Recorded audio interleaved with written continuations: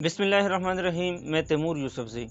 दोस्तों, कायद-ए-आज़म के बारे में शुरू से बल्कि अभी भी कुछ लोगों के ज़हनों में ये होता है और कुछ वेबसाइट्स में, सोशल मीडिया पे आप देख सकते हैं, कुछ किताबों में भी ये हवाला दिया गया है, अखबारात में आप देख सकते हैं। एक ट्रेंड फ़ेमस है कायद-ए-आज़म के बारे में। हालाँकि बहुत सारे लोगों को पता भी नहीं है, लेकिन बहुत सारे लोग ये जो है तसव्वुरात करते हैं, उनके ख़यालात में ये बात शामिल है कि कायद-ए-आज़म रहमतुल्लाह अलैह एक सेकुलर ज़हन के मालिक थे। वो दीन से दूर थे, बेमज़हब थे, लादीन थे। हालाँकि उनके अमली ज़िंदगी के मुतअद्दिद वाक़यात इस तसव्वुरात की, इस गलत ख़यालात की नफ़ी करती है जो लोग ये ख़यालात अपने ज़हनों में समोए रखे हुए हैं। सबसे पहले कुछ शहादतें हैं वो बताऊँगा आपको जल्दी से। सबसे पहले तो माज़रत चाहता हूँ, बहुत सारे दिनों से बल्कि एक मुद्दत से मैं अपने चैनल पे वीडियो अपलोड नहीं कर सका, कुछ वजूहात थी इस वजह से। अच्छा, सबसे पहले कायद-ए-आज़म ने जब वकालत की डिग्री, कानून की डिग्री हासिल करने के लिए इंग्लिस्तान तशरीफ़ लेकर गए, तो वहाँ पर जब यूनिवर्सिटीज़ को चूज़ करना पड़ा और उनमें से किसी एक यूनिवर्सिटी को जो है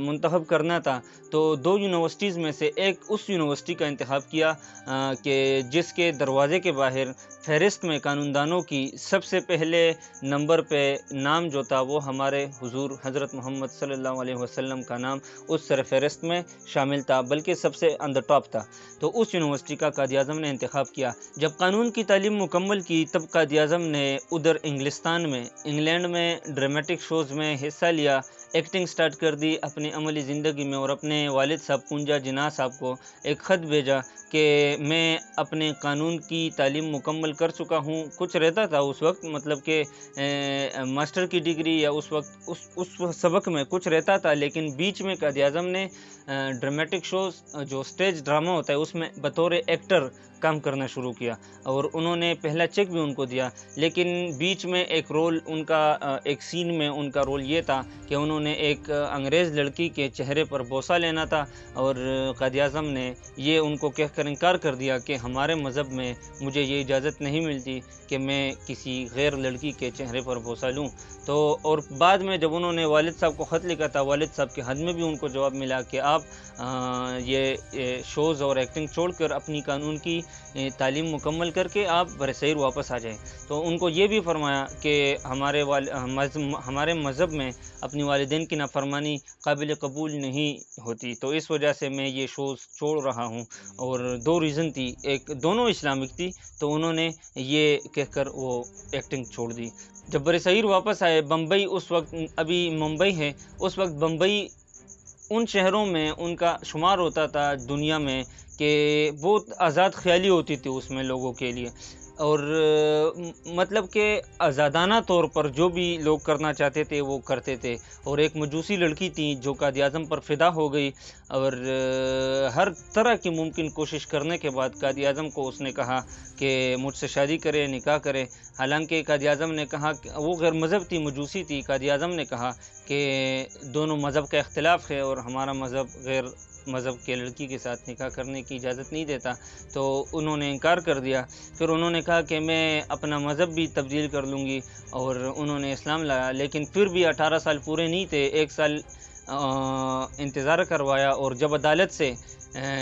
बतौर रिटन फ़ॉर्म उनको ये पेश किया गया कि मैं मुसलमान हूँ, 18 साल की भी हूँ, तब जाकर कायद-ए-आज़म रहमतुल्लाह अलैह ने उनसे निकाह किया। उसके बाद कायद-ए-आज़म इंग्लिस्तान वापस चले गए, जब बरसग़ीर के हालात से जो है वो ज़्यादा खुशगवार नहीं थे और नाखुश थे, इस वजह से इंग्लिस्तान वापस चले गए। लेकिन अल्लामा मोहम्मद इकबाल रहमतुल्लाह अलैह, जो इस्लाम की रोशनी थे, उन्होंने दोबारा उनको ख़त भेजा और कहा कि आप वापस आ जाएँ, हमारा जो ख्वाब है दो कौमी नज़रिए का, उनको अमली जामा पहनाने के लिए आप बरसग़ीर तशरीफ़ वापस लाएँ। तो कायद-ए-आज़म रहमतुल्लाह अलैह उनके ख़त पहुँचते ही, उनके ख़त पढ़ते ही वापस तशरीफ़ लाए, और यहाँ पर जो है वो अपनी तगदो और जदोजहद स्टार्ट कर दी। इससे आपको पता चल जाता है कि अगर कायद-ए-आज़म सेकुलर होते या बेदीन होते, तो अल्लामा मोहम्मद इकबाल जैसे आलम इस्लाम के बुनियाद, आलम इस्लाम के रोशनी, आलम इस्लाम के जो है एक मुकम्मल दरवाज़ा, मैं आपको जो है ये बताता चलूँ कि अल्लामा इकबाल उनको क्यों ख़त भेजते, क्यों अगर कायद-ए-आज़म सेकुलर होते,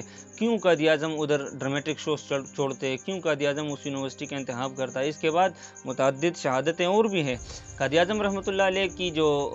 औलाद थी वो दीन से दूर थी। हालाँकि قائد اعظم نہیں تھے، جو سچ ہے وہ بولا جاتا ہے، وہ لکھا جاتا ہے، وہ پھڑکا جاتا ہے، سچ کبھی بھی نہیں چھپتا اور جھوٹ نظر آ جاتا ہے۔ تو قائد اعظم کی جو اولاد تھی وہ دین سے دور تھی، اور قائد اعظم نے یہ کہا تھا کہ اسلام میں جو اولاد بے دین ہوتی ہے، جو اولاد دین سے دور ہوتی ہے، وہ کبھی بھی آپ کے وراثت کا جو ہے حصہ نہیں لے سکتی۔ قائد اعظم کے پاس جو وراثت تھی، جو مال تھا، اس وقت آپ دیکھ لیں، آپ اندازہ لگا سکتے ہیں کہ اس وقت قائد اعظم کے پاس اپنی ایک پرائیویٹ جیٹ تھی، تو ان کے مال کا اندازہ آپ لگا سکتے ہیں۔ جاتے ہوئے انہوں نے یہ وصیت چھوڑی تھی کہ میرا جو مال ہے وہ انہوں نے جامعۃ العلوم سندھ اور اسلامیہ کالج پشاور، ان دو اداروں کو اپنا جو مال ہے انہوں نے قانونی طور پر اور سرکاری طور پر ان کو دے دیا تھا، ان دو اداروں کو اپنے پاکستان کے نام کر دیا تھا، اپنی ساری جائیداد۔ تو اس سے آپ اندازہ لگا سکتے ہیں کہ قائد اعظم کا ملک اور مذہب سے کتنا پیار تھا۔ مولانا شبیر احمد عثمانی رحمۃ اللہ علیہ قائد اعظم کا جنازہ پڑھتے ہیں، اور وہی علامہ شبیر احمد عثمانی جب 1947 کو قائد اعظم نے پہلی قومی اسمبلی کا اجلاس کیا اور علامہ شبیر احمد عثمانی رحمۃ اللہ علیہ کو کہا کہ پاکستان کا سب سے پہلا جھنڈا پاکستان میں آپ لگا لیں، تو انہی کے ہاتھوں مولانا شبیر احمد عثمانی نے وہ جھنڈا لگایا، اور پھر وہی مولانا شبیر احمد عثمانی قائد اعظم کا جنازہ پڑھتے ہیں۔ قائد اعظم سیاست دان کے ساتھ ساتھ ایک عظیم وکیل بھی تھے۔ اس وقت برصغیر کے انڈیا کے جو مہنگے ترین وکیل تھے ان میں قائد اعظم کا شمار ہوتا تھا۔ جب غازی علم دین شہید رحمۃ اللہ علیہ نے ملعون راجپال کو اس کے دکان میں گھس کر لاہور میں مار دیا، انگریز اس وقت چونکہ پاکستان آزاد نہیں ہوا تھا، تو ہندو انگریز اور ان کی شیطانی کارروائیوں کی وجہ سے جب غازی علم دین شہید رحمۃ اللہ علیہ کے خلاف جو ہے وہ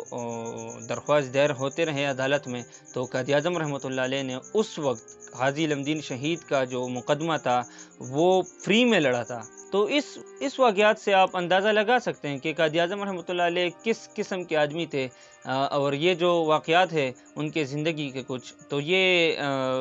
ایک عام انسان کے لیے یہ کافی ہے